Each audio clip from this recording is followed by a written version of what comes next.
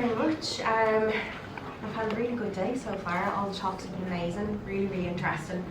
Looking forward to connecting with a couple of you later at the drinks reception. So I'm the Senior Organic Social Media Exec here at Click. I've been here for almost 3 years. And I've been in the social media industry for coming up to 7 years now.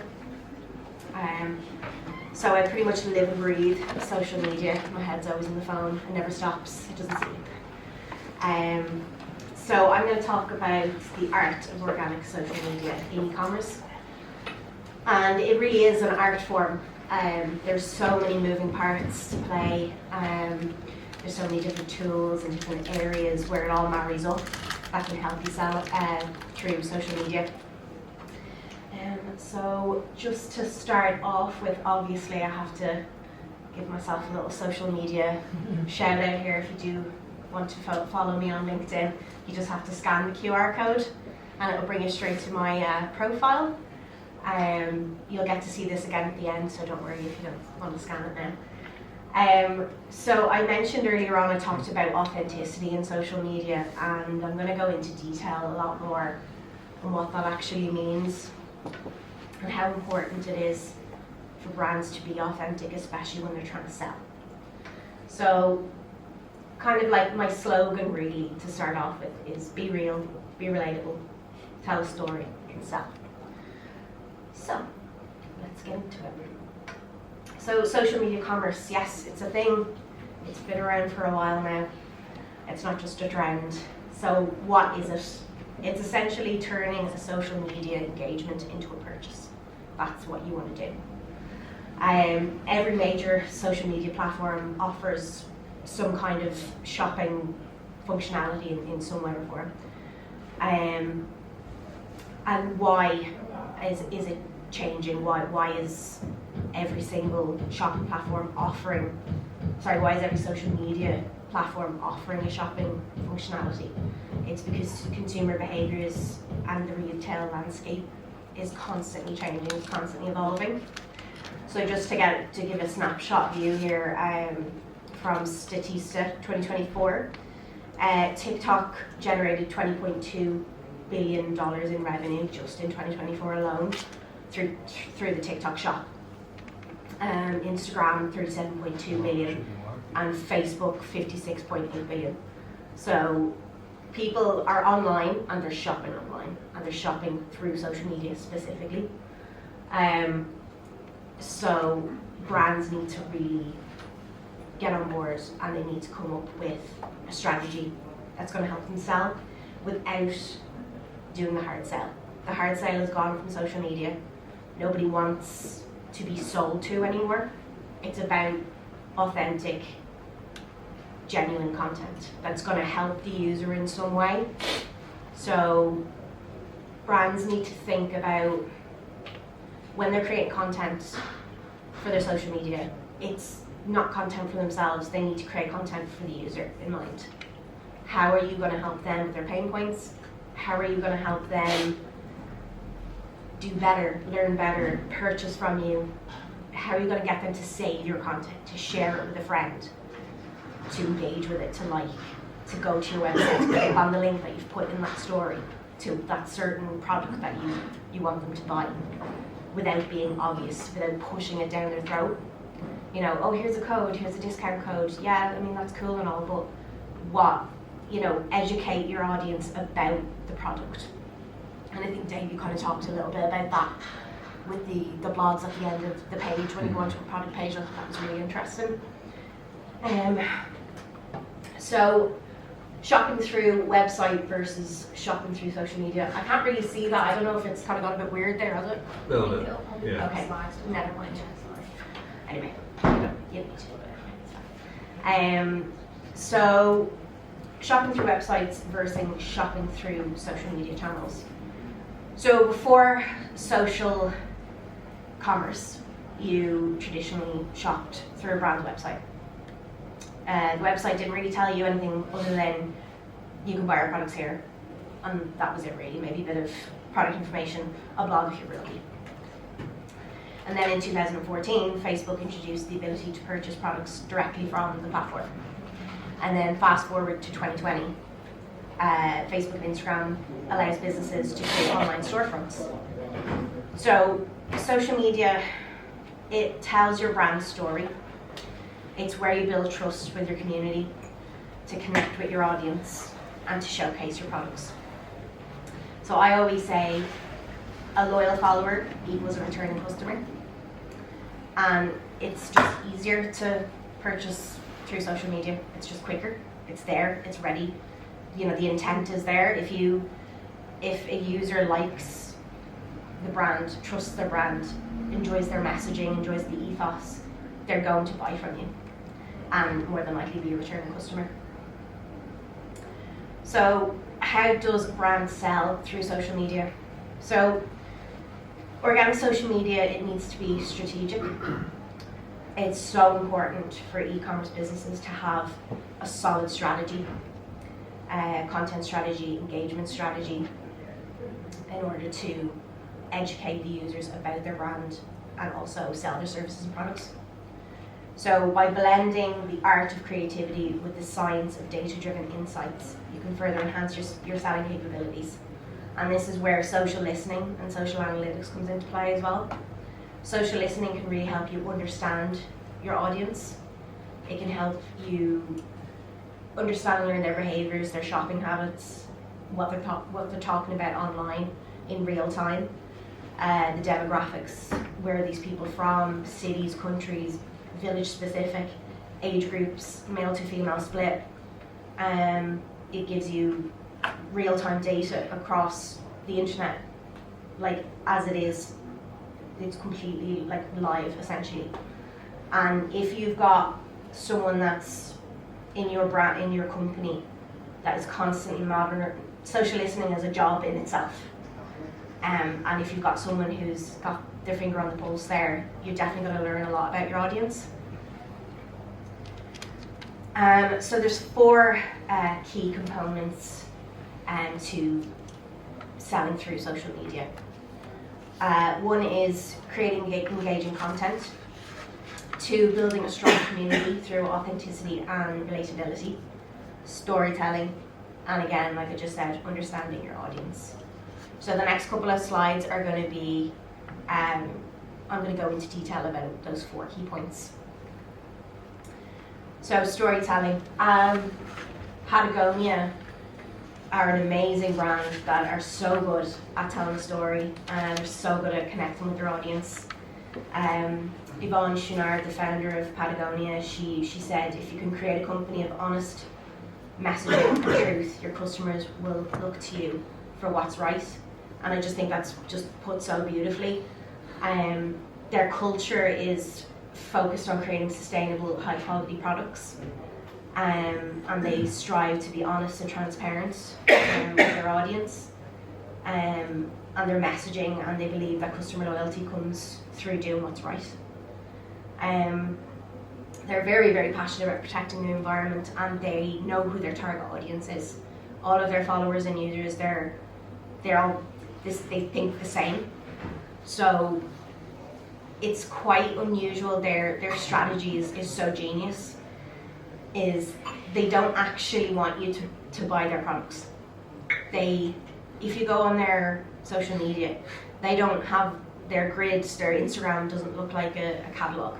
There's no buy this jacket, buy these trousers, buy this hiking jacket. It's all about sustainability and what's going on in the industry and how you can help lower your carbon footprint essentially. But through that loyalty and that messaging, people automatically want to buy from them anyway. And because their products are just such good quality as well. So they created a campaign called the Neighborhood Jacket, and you can look it up on YouTube. It's really wholesome, it's very cute, you might even shed a tear. But it's essentially about a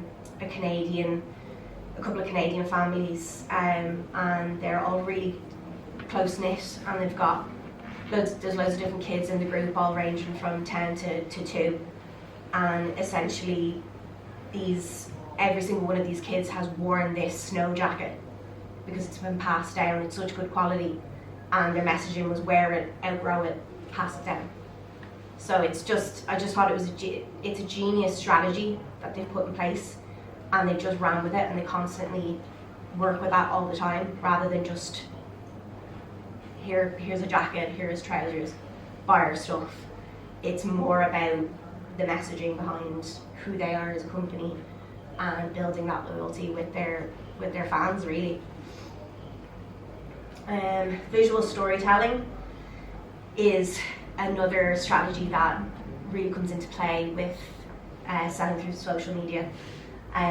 It's a very powerful tool for brands to engage with their audience and to build on brand awareness, and then hopefully make sales. So what does visual storytelling look like?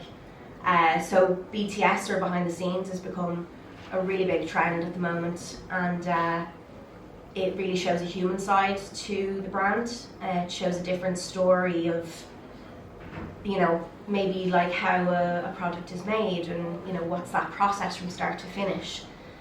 Showing the people that work in the brand, putting the faces to the people behind the brand is it just shows that human quality that really resonates with people.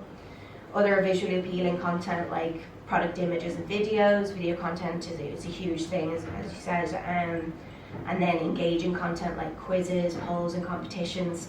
You can utilize Instagram stories for that, and then building a strong community. So what exactly does that mean? So social media is all about building connections and building a strong community. Social, it's in the name to be social. So community management is basically your brand needs to show up online. So it needs to be answering those public comments, it needs to be answering the DMs, it needs to be replying back to the reviews that you're receiving. If you don't do that and you ignore your potential customers, you'll probably lose a customer and lose a follower, and they automatically don't have any trust in you. There's no loyalty there. Another way that you can build up a strong community is by collaborating with other like-minded brands and utilizing influencer marketing as well. This is an amazing tool to reach newer audiences and just enhance your reach in general. And then my favorite is user-generated content, which is a massive buzzword. It's been around for a couple of years now, but it's just an incredible extra tool to use in your social media strategy, and for also selling as well through social media for e-commerce businesses. It's essentially encouraging your audience to create and share content about your brand. So a wise woman once said, me, people buy from real people. Think of a piece of user-generated content as a review on steroids. So I'll go into just like the power of user-generated content in the next slide. So ASOS, I don't know if any of you are aware of this campaign, but they launched a UGC campaign called #AsSeenOnMe, and they launched this in 2014, and it generated over 1 million images on their ASOS website, where they basically invited followers on social media or anybody to tag themselves in the clothes that they bought off ASOS using the hashtag #AsSeenOnMe, and it just exploded. And ASOS were really the first brand to use user-generated content in their strategy, and they continue to use it today. And loads of other brands have jumped on the bandwagon as well. Boohoo, Pretty Little Thing, the list goes on. So we jump to present day. UGC is massive, it's huge. It continues to grow, and it's a huge part of a brand's selling strategy. Consumers, they want real content, as I said before, content that relates to them. They want to see content that represents them. That's the main goal here. It's like for as an example, for me, maybe years ago, when in the early 2000s, when I was in high school, I always struggled with my weight, and I'd never seen a girl of my size being represented on social media or on websites or anything like that. But now you see it everywhere. If I'm shopping on TikTok for a new top or a new outfit or something like that, I'm constantly bombarded with content with girls that are the same size as me wearing something that I want to buy, and I automatically like, oh, I want to get that now because she looks great in it, so hopefully I will too. And then I go and purchase because I feel like I'm being represented through that UGC content. And then where do I see the future of UGC and e-commerce?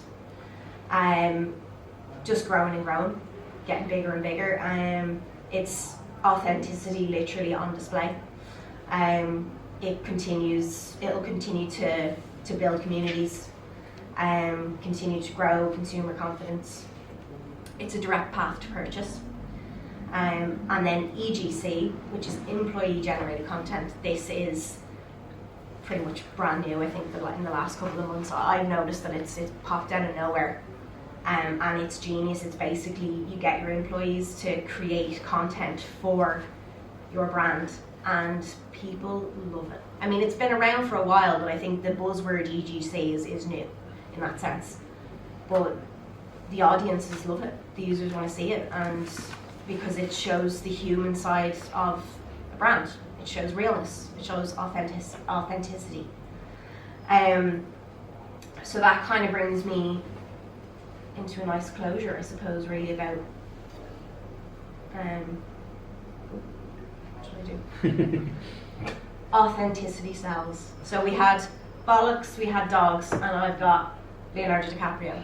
So, and then if you want to scan that again, or anyone who didn't get to scan it at the start.